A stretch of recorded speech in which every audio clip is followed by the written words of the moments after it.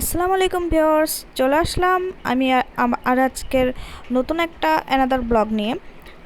So আজকে কিন্তু আমি রান্না করব হচ্ছে যে বেগুন দিয়ে কাতলা মাছ, আর হচ্ছে যে ছোট মাছ দিয়ে পটল দিয়ে চচ্চড়ি করব, আর হচ্ছে যে মাছের একটা ভর্তার আইটেম আছে আজকে, যেটা হচ্ছে আজকে আমার ব্লগে মানে হচ্ছে যে খুবই স্পেশাল একটা আইটেম। কারণ বাটাবাটি ভর্তাগুলো কিন্তু এমনি খুব টেস্ট হয়, আর মাছের ভর্তাটা আমি একদম ফার্স্ট টাইম করব এবং নিজে খাবো। সো আমি কিন্তু এক এক করে সব কিছু ধুয়ে টুয়ে নিলাম, মাছটাও কিন্তু খুব ফ্রেশভাবে ধুয়ে নিলাম। আমি হচ্ছে যে এখানে ছোট মাছটাও হচ্ছে যে ভালোভাবে ধুয়ে নিচ্ছি। তো হচ্ছে যে কোনো মাছই কিন্তু কোনো ব্যাড স্মেল নেই, বড় মাছ হোক ছোট মাছ হোক যাই হোক, মাছগুলো কিন্তু খুব ফ্রেশ, যার জন্য আমার খুব একটা কষ্ট করে ধোয়াধুয়ি করা লাগলো না। অল্প ধোয়াতেই মাছগুলো খুব সুন্দর করে পরিষ্কার হয়ে গেছে। এবং হচ্ছে যে আমি লেবু আর লবণ দিয়েও ধুয়ে মেখে রাখবো না, সাথে সাথে ধুয়ে ফেলবো, যেহেতু কোনো ব্যাড স্মেল নাই। তো আমার ধোয়া টোয়া সব শেষ। এখন আমি হচ্ছে যে একটা কড়াইতে ছোটো মাছটা হাতে মাখায় যেহেতু রান্না করব, তাই কড়াইতে হচ্ছে যে মরিচ পেঁয়াজ আর হচ্ছে যে রসুন কুচি, হচ্ছে যে লবণ হলুদ, একটু সামান্য মরিচের গুঁড়া, একটু জিরা দিয়ে আমি হচ্ছে যে একটু তেজপাতা দিয়ে এটা লবণ তেল দিয়ে আমি হচ্ছে যে ভালো করে হাতে মেখে এটা হচ্ছে রান্না করব। তো হাতে মাখা তরকারিটা হচ্ছে যে আপনার রান্না করার আগে মাখানোর যা প্রসেসটা ওইটা বেস্ট হইলে তখন কিন্তু তরকারিটাও বেস্ট হয়। আর হচ্ছে মাখানোতেই কিন্তু অর্ধেক রান্না হয়ে যাবে, মাখানোটা এরকমভাবে মাখাইতে হবে। তো আমি হচ্ছে সব কিছু কিন্তু পরিমাণ মতন দিয়ে সুন্দর করে হচ্ছে মরিচ পেঁয়াজটা একেবারে ভালো করে মিহি করে মেখে নিব। আর হচ্ছে যে এই মাখাতেই কিন্তু রান্নার অর্ধেক স্বাদ চলে আসবে। তো হচ্ছে যে আমার মরিচ পেস্টটা মাখানো একদম কমপ্লিট। এখন কিন্তু আমি পটল আর যে আলুটা কেটে রেখেছিলাম ওটা এটার সাথে অ্যাড করে দেবো। মাছটা দিব সবার লাস্টে, কারণ মাছটা নরম। সো মানে খাইতে গেলে হয় মাছটা হচ্ছে ভেঙে যাবে, তো যাতে না ভাঙে সেই জন্য আমি হচ্ছে পটল আর আলুটা এভাবে তো কেটে নিয়েছি। তো এটা আমি ভালো করে মাখিয়ে নিব। মশলার সাথে পুরোটা মাখানো কমপ্লিট হয়ে গেছে আমার। এবার হচ্ছে যে আমি হচ্ছে যে ছোট মাছটা দিয়ে দিব। ছোট মাছটা হচ্ছে যে এটা আমি দিয়ে একটু আলতো হাতে মেখে হাত ধোয়া পানি দিয়ে এটা আমি বসিয়ে দিব। কারণ এটাতে কিন্তু অনেক বেশি পানি লাগে না, অনেক বেশি পানি দিলে মাছটা একদমই ভেঙে যাবে। তো এই যে আমি হালকা হালকা করে নেড়ে চেড়ে আমি হচ্ছে মাছটা মেখে দিলাম। তো আমার মাখানোর টাখানো কমপ্লিট। আমি হচ্ছে এবার একটু পরিমাণ মতন জাস্ট হাতে যে মশলাটুকু লেগেছে ওটুকু ধোয়ার জন্য যেটুকু পানি লাগবে ঠিক ওরকম পরিমাণে একটু পানি দিয়ে দিলাম। তো রান্নাটা কিন্তু অনেক বেশি মজা হয়েছিল আজকে ছোটো মাছ রান্নাটা, বাসার সবাই খেয়ে অনেক বেশি খুশি হয়েছে। আর মাছ ভর্তাটা পেয়ে তো সবাই খুবই খুশি। আর হচ্ছে যে আমি এই যে সব মাছ নিলাম, এক পিস বড় মাছ আমি কিন্তু রেখে দিলাম সাইড করে। তো হচ্ছে যে এই যে আমি মাছটা এখন কিন্তু কষাই করতে দিব। তো আমি মাছটা একটা পাতিলে নিয়ে এটা হচ্ছে যে আমি একটু পেঁয়াজ মরিচ মশলা টশলা যা যা লাগে আমি কিন্তু একটু পরিমাণ মতন দিয়ে দিব, কারণ এটা যেহেতু আমি তরকারির সাথে অ্যাড করব, তরকারিতেও কিন্তু আমি মশলা টশলা দিব, তাই দুইটা যাতে একসাথে হয়ে অনেক অতিরিক্ত না হয়ে যায় বা কম না হয়ে যায়, আমি সেরকম একটা মেজারমেন্টেই কিন্তু রান্নাটা করব। তো এই যে আমি একে একে কিন্তু সব কিছু দিয়ে দিচ্ছি, লবণ হলুদ কাঁচামরিচ পেঁয়াজ যা যা লাগবে এই মাছটা দেওয়ার জন্য, বাটা মশলা সব কিছু কিন্তু আমি দিয়ে দিলাম।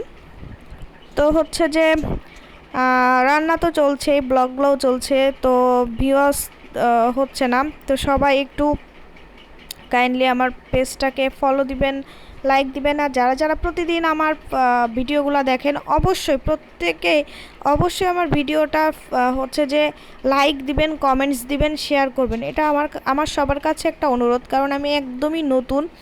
সো এটা হচ্ছে যে আপনাদের কাছে আমার একটা আবদার যে আপনারা যেই দেখেন যেখান থেকেই দেখেন অবশ্যই আমার পেজে একটা মানে লাইক দিবেন, কমেন্টস দিবেন, শেয়ার করবেন, পেজটা শেয়ার করবেন।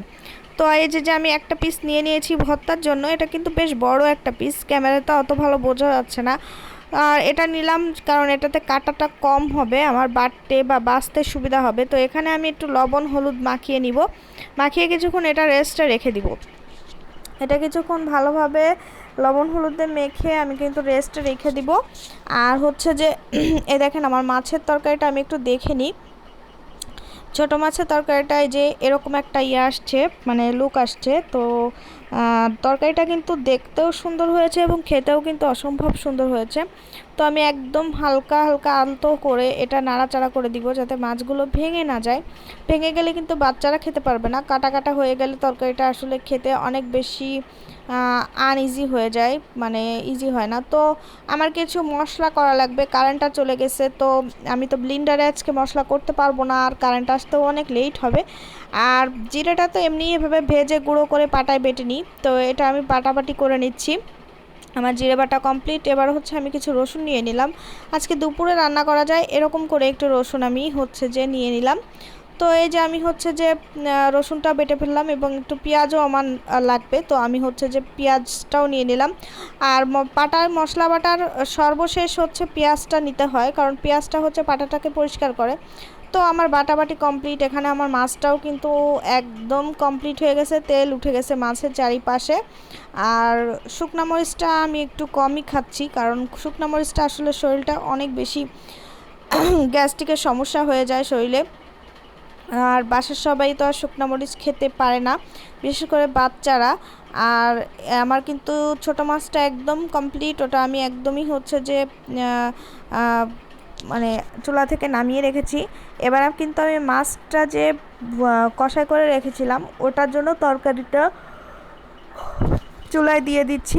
তো এখানে আমি যে কড়াইটা নিয়েছিলাম মাছ কষানোর জন্য, ওই যে হাঁড়িটা, ওই হাঁড়িটাই আমি নিয়ে নিয়েছি। তো এখানে আমি হচ্ছে এক এক করে সব মশলা, বাটা মশলাগুলো অ্যাড করে দিচ্ছিলাম। পেঁয়াজ রসুন যতটুকু বেটেছি সবটাই দিয়ে দিলাম, কারণ ওটা আমি শুধু এখনের তরকারির জন্যই পরিমাণে বেটেছিলাম যে যতটুকু আমার লাগবে। তো এখানে আমি হচ্ছে যে পরিমাণ মতন জিরে বাটা দিয়ে দিলাম, 1 টেবিল চামচের একটু বেশি। তো আমি এটা ভালোভাবে নেড়ে চেড়ে একটু মিক্স করে তারপরে হচ্ছে কাঁচামরিচটা দিয়ে দিলাম। তো কাঁচামরিচটা ওইখানে মাছে কিন্তু আমি খুব বেশি দিইনি, কারণ তরকারিতে যাতে একটু বেশি দিব এই জন্য।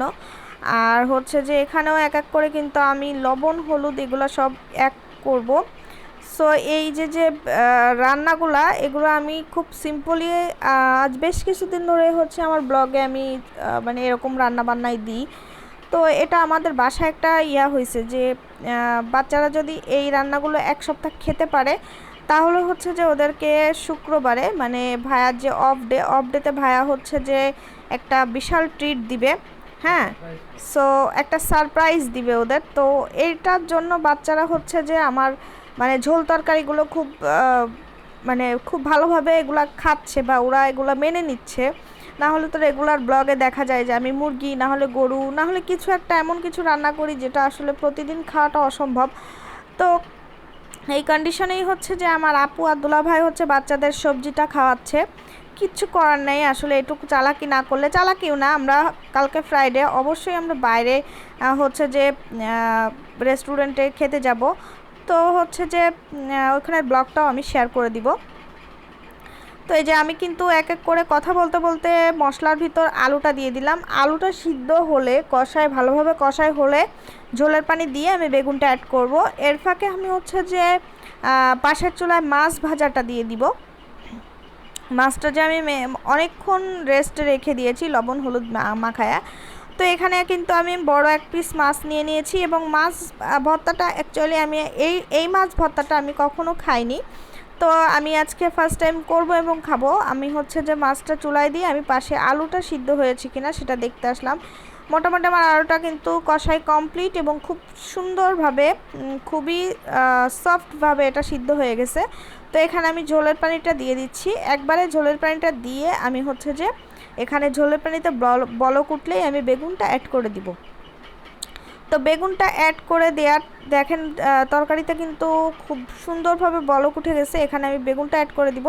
আমি কিন্তু মশলার সাথে বেগুনটা কষাই করি না, এটা হচ্ছে যে একদমই আমার মার হাতের একটা রান্নার আইটেম যে বেগুনটা যখন ঝোলের পানি দিবে তা ঝোলের পানি দিয়া ঝোলের পানিটা বলক আসার পরে হচ্ছে বেগুনটা দিলে বেগুনটাতে আর কোনো মানে থাকে না, আর মানে বেগুনটা কোনো রকম খারাপ লাগে না খেতে, অনেক সুন্দর একটা টেস্ট আসে। তো আমার মাছটা কিন্তু এই ফাঁকে ভাজা হয়ে গেছে।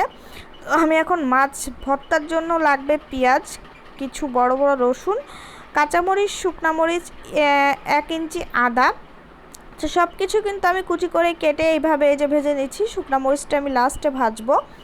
তো এগুলো করতে করতে কিন্তু আমার আজকে ব্লগটা একটু বেশি টাইম হয়ে গেছে, যেটা আমি হচ্ছে অন্য দিন 8 মিনিট 9 মিনিটে নিয়ে আসি, আজকে 14 মিনিটে চলে গেছে। কারণ হচ্ছে যে আইটেম কম হলেও মানে আমার কিন্তু এই বাটাবাটি ঝামেলা টামেলা অনেক আজকে বেশি ছিল, আজকে অনেক বেশি বেশি আমার বাটাবাটি হয়ে গেছে।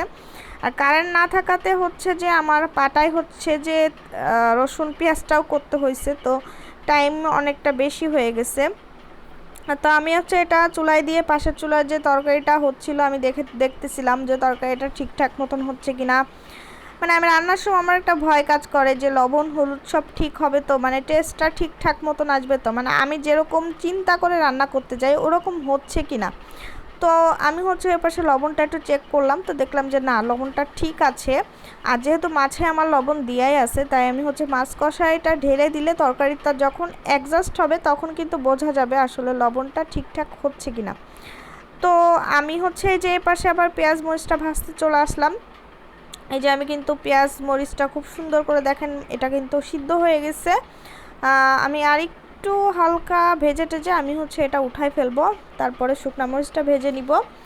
তো এই যে কিন্তু আমার মাছটা মানে মাছটা দেওয়ার টাইম হয়ে গেছে, তরকারিটা বেগুনটা একদম সিদ্ধ হয়ে গেছে এবং প্রপার একটা তরকারির যে কালার ওটা চলে আসছে। তো আমি হচ্ছে সব মাছগুলো এক এক করে দিয়ে দিলাম, দিয়ে মাছের ভিতর যতটুকু ঝোল ছিল এটাও অ্যাড করে দিলাম, তাহলে তরকারিটা ঝোলটা আর মাছের ঝোলটা অ্যাডজাস্ট হয়ে একটা সুন্দর একটা মানে তরকারিটা সুন্দর স্বাদ আসবে। সে পাশে কিন্তু আমার হচ্ছে যে এগুলো ভাজাভাজি কমপ্লিট, এগুলো আমি অনেক সুন্দর করে ভেজে টেজে নিলাম, যেহেতু আমি বাটবো তাই আমি এত বেশি করে ভাজলাম না। তো এই যে আমি হচ্ছে 4টা শুকনো মরিচ নিয়েছি, তারপরেও আজকে ভাইয়ের কাছে আমি বকা খেয়েছি ঝালের জন্য, আমি নাকি ভর্তায় ঝাল বেশি দিয়ে ফেলেছি। ঝাল তো একটু দিতেই হবে, ঝাল না হলে তো ভর্তা আসলে একদমই ভর্তা মনে হয় না, টেস্ট লাগে না। তো হচ্ছে ভাইয়া একদম ঝাল খেতে পারে না, তো আমি ভাইয়াকে বললাম যে একদিন ঝাল খেলে কিছু হয় না। তো এইভাবে আমি হচ্ছে যে, আর সে তো আমার দুলাভাই হয়, তার সাথে হচ্ছে যে এইসব ব্যাপার নিয়ে আমার খুব মানে ইয়া হয়, কি বলবো, খুব মজা হয় যে যখন আমাকে বলে যে এটাতে ঝাল দিয়েছিস কেন ওটা, তখন আমি ওইভাবে আর কি বলে দিই, যেহেতু আমি শালি আমি তো বলতেই পারি। তো এই যে আমি কিন্তু মাছের কাঁটা সব বেছে নিলাম, আর এই মাছটা একদমই কাটা ছিল না, বড় একটা যে কাটা ওইটা ছাড়া আর কোনো কাটা ছিল না, আমার জন্য খুবই সুবিধা হয়েছে। তো আমি কিন্তু এই যে পাটায় অলরেডি মাছটা বাটা শুরু করলাম, আমার মাছটা বাটাও কমপ্লিট। তো মাছটা বেটে আমি কিন্তু একটা ফ্রিজে উঠায় রাখতেছি। ছোট্ট যে ট্রেটা নিয়েছি এখানে আমি হচ্ছে যে মাছের জন্য যে বাকি মশলাগুলো সেটাও আমি নিয়ে বেটে ফেললাম। তো এইটা বাটার পরে কিন্তু আমি আর মাছটা কিন্তু মশলার ভিতর বাটবো না, এটা আমি হাতেই সুন্দর করে মাখিয়ে দিব। তো মাছ ভর্তাটা যে এত মজা লাগে এটা আমি আসলে জানতাম না। আমি আসলে ভর্তা টর্তা করা অনেক ঝামেলা, বাটাটা করতে গেলে অনেক বেশি কষ্ট হয়ে যায়, যার জন্য বাটা ভর্তাগুলো আমি আসলে মানে একটু এড়িয়ে চলি।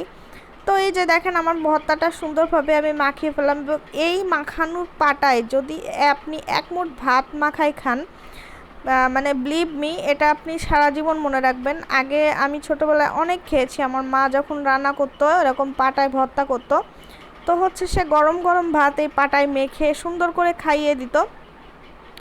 তো অস্থির একটা মানে স্বাদ, ওইটা এখনও মুখে লেগে আছে। দেখেন আজকে আমার 3টা রান্নাই কিন্তু একদম কমপ্লিট। সো এই যে আমার কিন্তু মাছ রান্নাটা, এই যে আমার মাছের ভর্তাটা আর একটা ছোটো মাছ, আজকে কিন্তু 3টা আইটেমই মাছ, শুধু হচ্ছে যে আলাদা আলাদাভাবে রান্না করা। সবাই আমার সাথে থাকবেন। আসসালামু আলাইকুম।